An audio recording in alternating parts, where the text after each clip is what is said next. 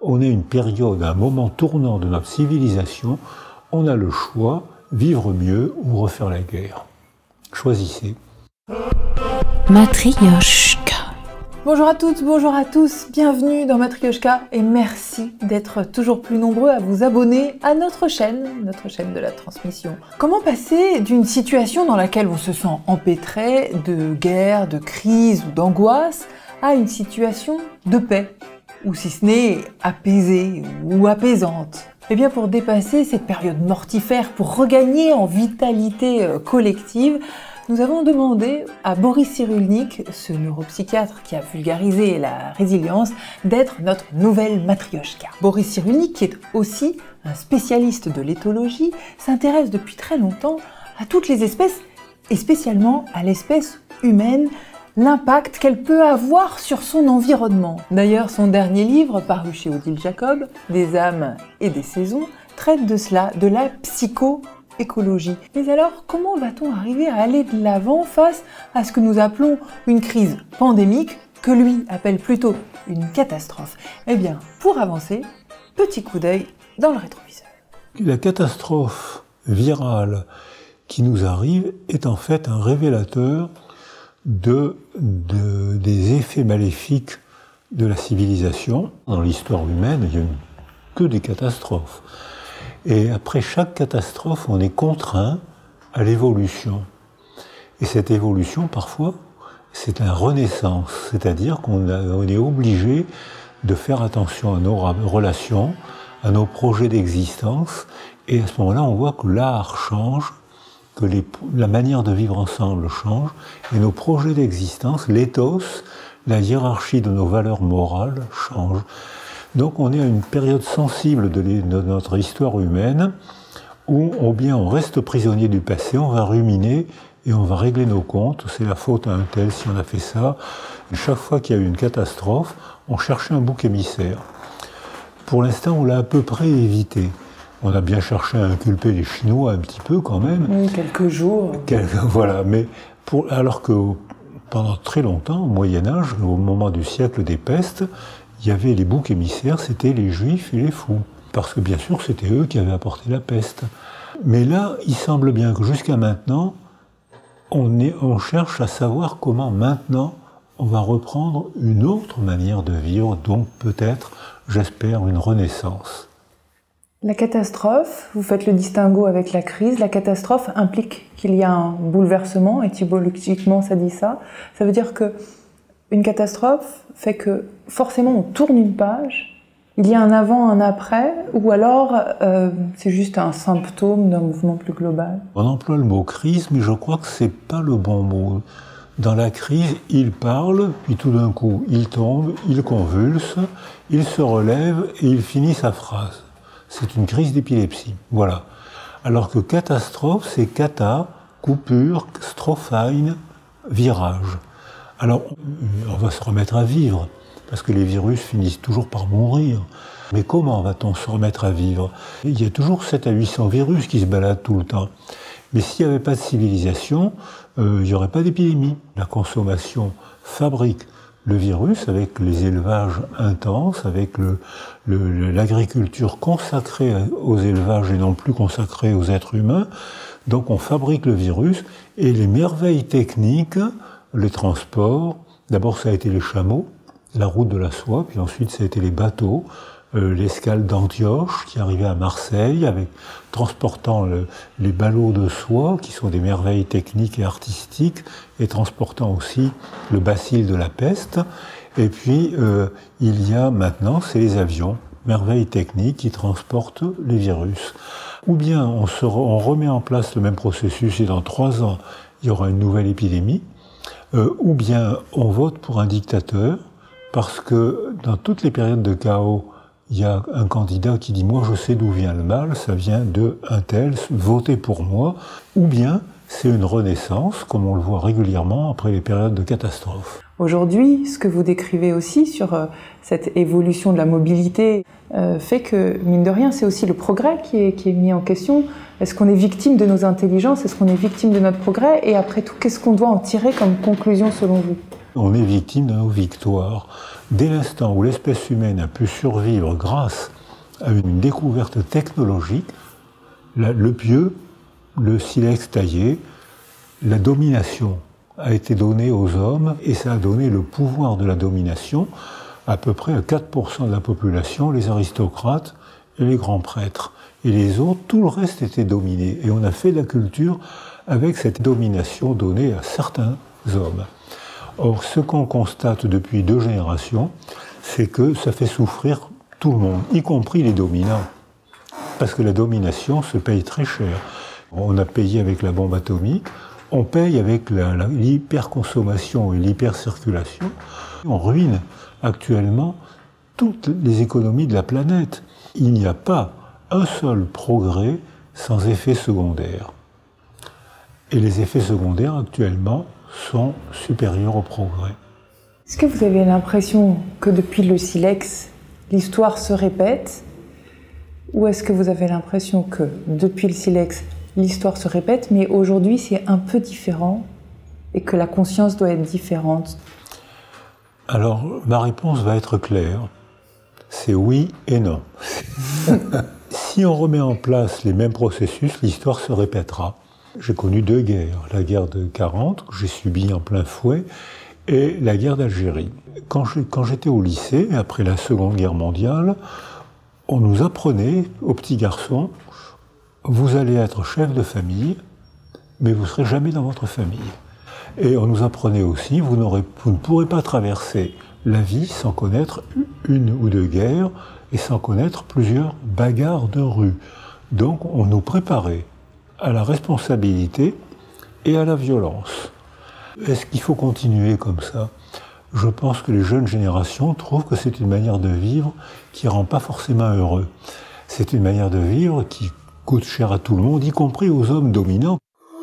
Être victime de ses victoires, prendre conscience que tout progrès, toute avancée implique qu'il y ait forcément des effets collatéraux, des effets secondaires, des effets inattendus, voire pervers. On voit en effet que nous sommes en train de balayer une certaine culture de la domination et que les nouvelles générations ne la tolèrent plus. Ok, mais comment aller plus loin pour que chacun se sente sécurisé, voire apaisé, comme on disait tout à l'heure? Boris Cyrulnik a présidé le comité des 1000 jours de l'enfant avec de nombreux experts. Et qu'est-ce qu'il nous dit? Eh bien, il nous éclaire sur nos 1000 premiers jours de vie, là où tout se structure, là où tout se dessine au niveau de nos mécanismes neurologiques. Alors comment faire dans le contexte actuel pour retrouver un sentiment de sécurité pour nous comme pour nos enfants?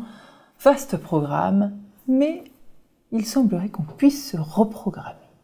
Ce que nous fait découvrir la catastrophe qui dure depuis 1 an quand même, et qui nous coûte terriblement cher au point de vue économie, ce que ça nous fait découvrir, c'est qu'il va falloir retrouver une autre manière d'organiser les sociétés, d'organiser la consommation et d'organiser les relations. Alors c'était déjà un peu en marche avant, mais il y a beaucoup d'inégalités sociales. Et cette inégalité sociale est aggravée par l'épidémie, par le virus. Or, on sait que quand il n'y a pas de classe intermédiaire, c'est une bombe à retardement. Qu'est-ce qui nous permet de lutter contre l'inégalité sociale? Eh bien, ça commence dans la grossesse. C'est-à-dire que lorsque les femmes enceintes sont sécurisées, elles deviennent sécurisantes pour le bébé qu'elles portent. Un bébé ne peut pas se développer s'il n'a pas une altérité biologique, sensorielle, affective et verbale. La science, la neuroimagerie, nous photographie et montre comment un cerveau seul, un cerveau sans altérité, s'atrophie. On voit les zones cérébrales qui s'atrophient. Le simple fait qu'on soit en train de parler ensemble, ça stimule mon lobe temporal. Vous vous rendez compte de la responsabilité que vous avez? Elle est merveilleuse. Qu'est-ce qui, aujourd'hui, structurellement, me protège, en fait? Qu'est-ce qui fait que je me sentirais moins protégée? Qu'est-ce qui me manque et qu'est-ce que j'ai en ma possession? Ce qu'on appelle dans les théories de l'attachement, ce qui vous protège le mieux, et moi aussi, c'est l'attachement sécure. C'est-à-dire que les techniques modernes d'analyse biologique montrent que déjà, dans l'utérus, le bébé qui se développe subit le retentissement des émotions maternelles. Ce qui veut dire que Il suffit qu'une mère, une femme enceinte soit sécurisée pour qu'elle devienne sécurisante pour le bébé qu'elle porte. Qu'est-ce qui peut sécuriser une femme enceinte? Son histoire, son mari, son conjoint, sa famille et sa culture. On peut agir sur tout ce qui entoure une femme enceinte. C'est des raisonnements écosystémiques. C'est pour ça que dans mon livre, j'appelais ça psychoécologie. Parce que si cet enfant se développe mal, c'est que quelque chose s'est mal mis en place autour de cet enfant. Ça peut être, c'est d'abord, inévitablement, le corps de sa mère, puisqu'on est tous nés d'une femme. Mais cette femme elle-même, qu'est-ce qui l'a entourée? Qui a manqué? Vous avez présidé là, le comité des 1000 premiers jours de l'enfant. Quel a été l'objet justement de cette observation sur les enfants aujourd'hui? On propose que le façonnement de l'enfant commence avant sa conception.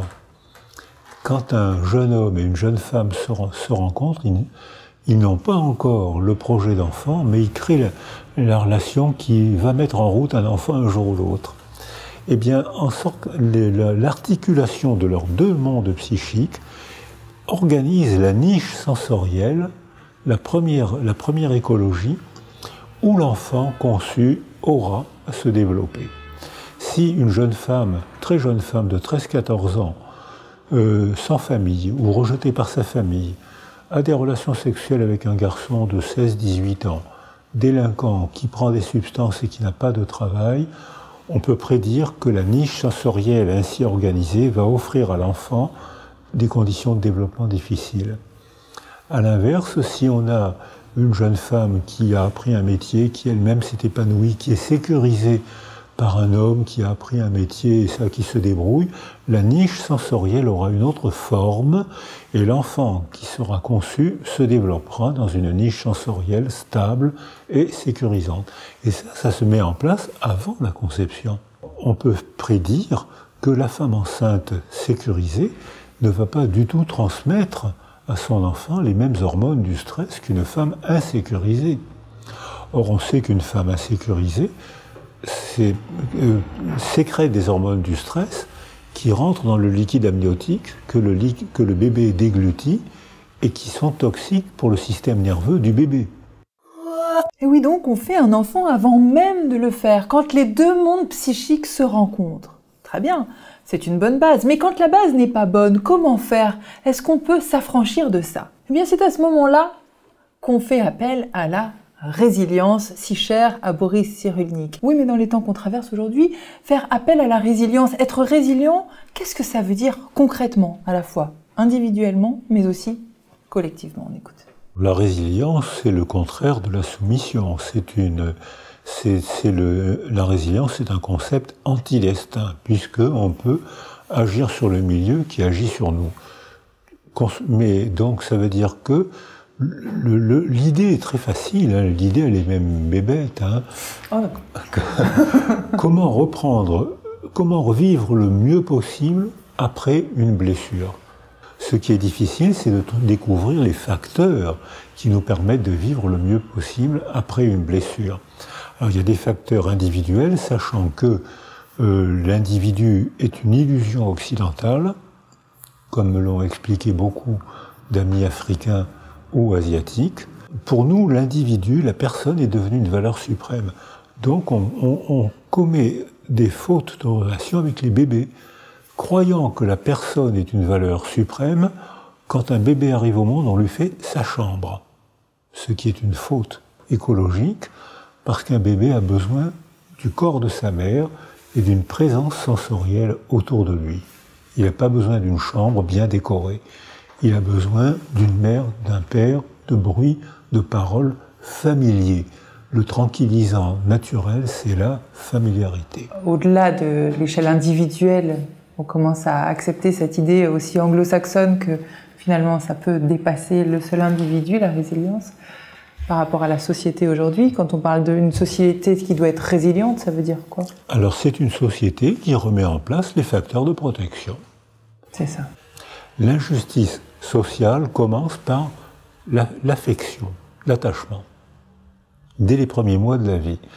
Et cette injustice sociale va s'aggraver, mais on peut agir. Une société peut être résiliente si, avec le mode de raisonnement écosystémique, on s'occupe de sécuriser un bébé avant la parole, sécuriser une femme enceinte, demander aux hommes de prendre une nouvelle place dans leur famille, non plus une place de domination, mais une place de relation affective, que les décideurs politiques mettent des préparations aux grandes écoles dans les quartiers difficiles, ce qu'ils commencent à faire, et on voit que par exemple il y a des disciplines où des enfants de pauvres rentrent dans des grandes écoles et font d'excellentes performances. Parce que ce qui fait la nouvelle hiérarchie sociale, avant c'était le corps des femmes pour mettre au monde le plus d'enfants possible, et le corps des hommes pour faire la guerre ou pour travailler 15 heures à la mine.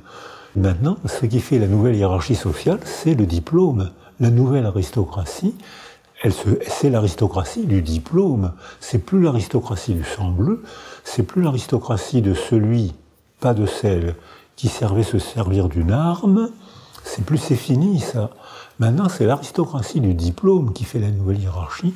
Ça va aussi nous obliger à remettre en cause les fondements de notre société.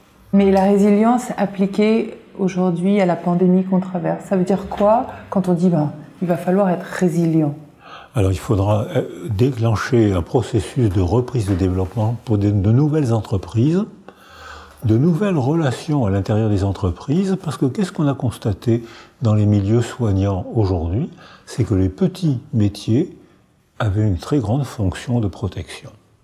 Et qu'on a sous-estimé les aides-soignantes, on a sous-estimé les brancardiers, on doit leur donner une formation qu'ils réclament. Ils veulent avoir une formation continue. Un jeune qui rentre dans l'aventure sociale et affective et sexuelle aujourd'hui, ce jeune-là, on sait qu'il va avoir 6 à 8 métiers différents et 3 ou 4 couples différents. Ce qui n'est jamais arrivé dans l'histoire humaine. Donc il va falloir qu'on repense les métiers, la formation continue. On a proposé de la valoriser puisqu'on va changer de métier. Il faudra donc pendant 1 an, ou même pendant qu'on ait un métier, on commence à se préparer à un autre métier. Donc ça veut dire que les valeurs, l'éthos, la hiérarchie des valeurs a complètement changé. Il va falloir s'y adapter, les faire vivre ou répéter, retrouver les rapports de domination. La guerre est un prétexte à retrouver les rapports de domination. On est une période, un moment tournant de notre civilisation, on a le choix, vivre mieux ou refaire la guerre. Choisissez. Et aujourd'hui, on l'avoue, on peut se sentir un petit peu bloqué au carrefour et ça secoue. Sauf que ça secoue pour tout le monde, mais plus pour les adolescents. Aujourd'hui, 40% des adolescents présenteraient des symptômes anxieux. Et parmi ces adolescents, les adolescentes seraient encore plus anxieuses que les adolescents. Alors pourquoi? Eh bien tout cela s'explique. Boris Cyrulnik nous aide à comprendre nos enfants et ce qui leur arrive.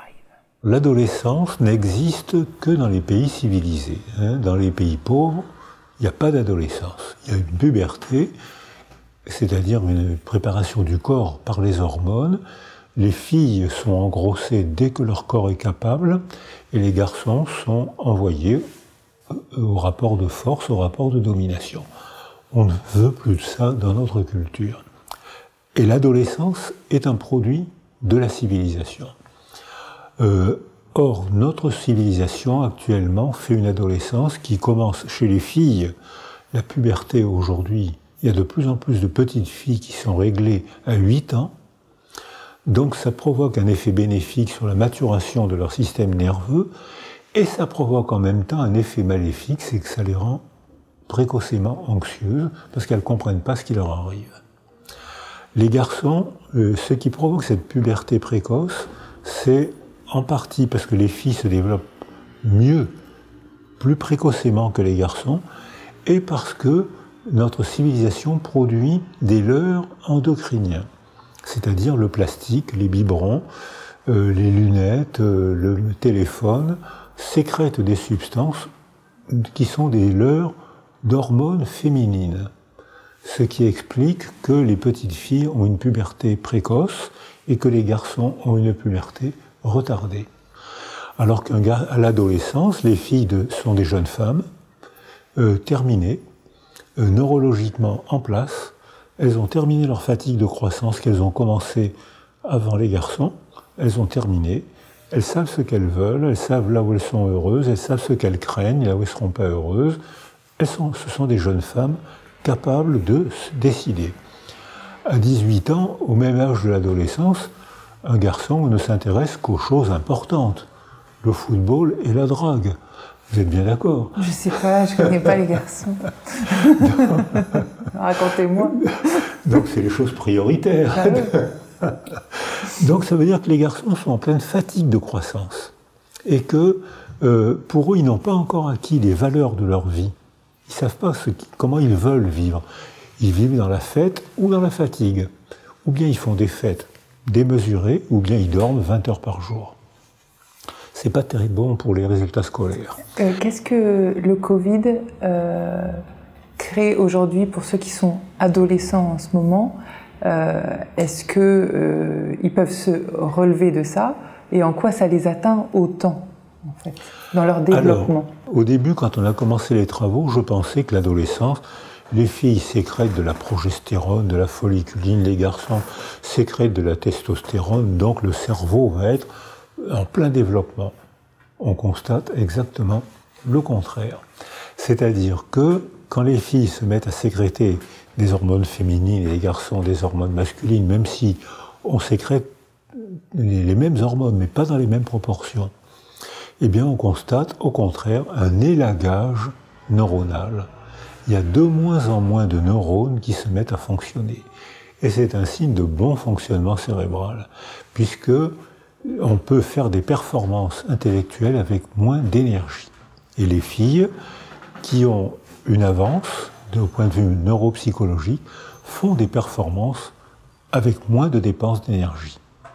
Donc, et les filles en plus ont un deuxième élagage au moment de la première maternité. Ça, c'est une surprise des publications récentes de la neuroimagerie qui montrent que la première grossesse fait que les femmes fonctionnent encore mieux avec moins d'efforts. Mais ça veut dire qu'elles sont hyper adaptées à leur milieu, ce qui fait que si le milieu change, elles seront plus anxieuses que les garçons. Alors que les garçons ayant un retard de développement sont moins adaptés que les filles, sont obligés de travailler plus que les filles pour obtenir des résultats un peu moins bons, mais peut-être parfois comparables. En revanche, si le milieu change, ils ont moins de syndromes psychotraumatiques que les filles. Alors qu'est-ce qu'on peut faire pour aider nos enfants? Alors il faut faire une formation continue, parce que plus la sélection est précoce, plus elle est injuste. Et puis surtout, il faut qu'on comprenne que notre tranquillisant naturel, c'est la stabilité affective. S'il n'y a pas de stabilité affective, on est anxieux, on n'a pas de direction, notre vie n'a pas de sens. Mais si on a trop de stabilité affective, on connaît l'excès de tranquillisant, c'est l'engourdissement psychique. Donc il va y avoir une négociation difficile à faire entre le besoin d'attachement, besoin physiologique d'attachement, et parfois l'excès d'attachement qui est un engourdissement. Ça ne va pas être facile. J'ai une dernière question, Boris Cyrulnik, et après je vous libère. Ma dernière question, c'est celle qui est celle de Matryoshka, c'est-à-dire face à tous les défis qui se posent aujourd'hui, on parle évidemment donc, du Covid, de la pandémie aujourd'hui, mais aussi du réchauffement climatique, mais aussi de tous les défis qui se posent, et d'éducation tels que vous en avez parlé en tout point, face à tous ces défis qui se posent aux générations qui viennent, à notre espèce de demain, vous, qu'est-ce qui vous paraît majeur de dire, de transmettre pour mes enfants, vos enfants, nos petits-enfants? Alors, je pense que c'est un problème de récit collectif. Ce qu'il faut transmettre à nos enfants, c'est que on ne peut pas vivre sans appartenance et que l'appartenance se transforme très vite en piège. Il est donc nécessaire d'apprendre de qui on est né, nécessaire d'apprendre de quel pays on vient, comment on a appris à penser, comment nos parents ont appris à penser, comment nous, dans quelle niche sensorielle et verbale, on va se développer et il est nécessaire d'apprendre que d'autres civilisations proposent d'autres religions, d'autres cultures tout aussi intéressantes que la nôtre. Parce que le piège que je crains, c'est le chiffre 1. Il y a une vérité, un Dieu, une vérité économique, scientifique, politique. Et à ce moment-là, on va avoir un sentiment d'appartenance à notre groupe, et si l'autre groupe meurt ou souffre, on s'en fout éperdument. On se développera dans une morale perverse, hyper morale pour les gens qui partagent nos croyances, perverse pour les gens qui ne partagent pas nos croyances. S'ils meurent ou s'ils souffrent, c'est pas des vrais êtres humains puisqu'ils n'ont pas les mêmes croyances que nous. Et c'est ce qu'on voit réapparaître actuellement, ce qui me paraît un danger majeur. Donc bien sûr, on ne peut pas vivre sans lien, sans appartenance, c'est intéressant, mais d'autres liens, d'autres cultures existent avec d'autres représentations. Merci Boris Cyrulnik. Merci de m'avoir invité. Merci à vous, cher Boris Cyrulnik. Lutter contre le chiffre 1, lutter contre la radicalité, lutter contre l'hypermoralité et tout ce que ça induit. Boris Cyrulnik sait transmettre, sait partager tant d'idées, de mots, de concepts salvateurs. Et la résilience, d'ailleurs, dont il nous parle depuis 40 ans, nous est aujourd'hui plus qu'utile à titre individuel, à titre collectif, à titre sociétal et même planétaire. Et aujourd'hui, il nous apporte un autre mot, une autre idée, un autre concept, la psychoécologie.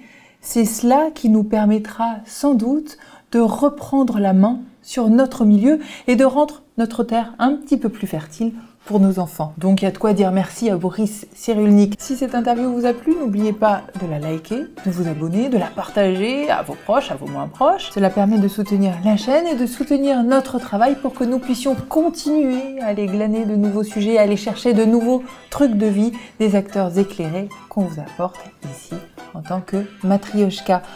Merci à vous donc de nous suivre. Nous allons continuer cette belle collection et moi je vous dis à très vite pour un prochain Matryoshka. Ciao. Matryoshka.